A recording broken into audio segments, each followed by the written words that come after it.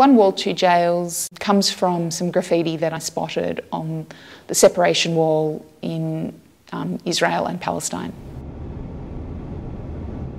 I've been incredibly lucky to be supported by the Australia Council throughout this project, and in 2015 they funded me to go to the Israeli-Palestinian border and the US-Mexican border.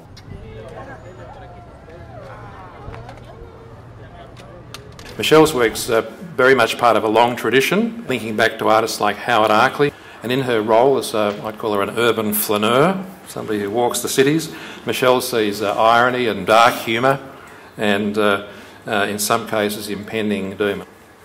These aren't pretty works, but Michelle's work's much more than that, and she's a very difficult artist to pigeonhole. And for me, it's the toughness of the images taken through the camera, juxtaposed with the stitched quality of the tapestry that makes these works so utterly compelling and intriguing. And we don't quite know how to describe the works. Are they sort of stitched photographs, or are they needlepoint paintings? Are they really in a class of their own? All the images and works are based on my photographs. I took around 5,000 photos while I was researching the border zones. A lot of the work is done in the editing process of selection of image and selection of text, and then there's another layer of the editing of the image as it comes to the making. The works are 36 dpi, which is a really low resolution, so there needs to be really careful selection of which pixels I actually stitch. Unlike the clarity which you achieve with a photograph, with tapestry you get this rich surface material and you get these stepped lines which kind of confer a pixelated view.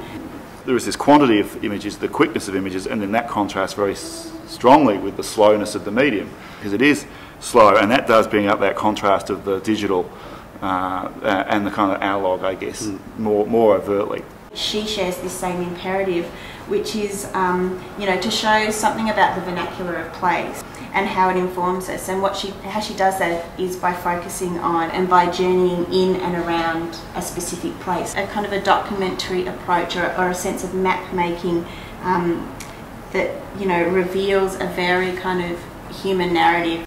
Most of my work is photographed in an instant. The moments happen when I'm moving, often in a car or on a bus or walking on my way somewhere. She kind of turns her observations into kind of revelations, and it's sort of like a field work where she amasses this body of evidence and she sifts through it and sorts it and puts together a sort of hypothesis about our kind of psychological condition or the state of urban character. They describe it as something that encourages a kind of a soft pulling into focus, and I think unlike the clarity which you achieve with a photograph, with tapestry you get this rich surface material and you get these stepped lines which kind of confer a pixelated view. I actually have to be present with every single pixel in the making of the actual final product, where the source image happens almost incidentally. The graphic message and the spatial message contradicting each other. There is this quantity of images, the quickness of images, and then that contrasts very strongly with the slowness of the medium, because it is slow, and that does bring up that contrast of the digital and the kind of analog, I guess, more overtly. These are works of a standard that merit inclusion in many of our collections in Australia, both public and private.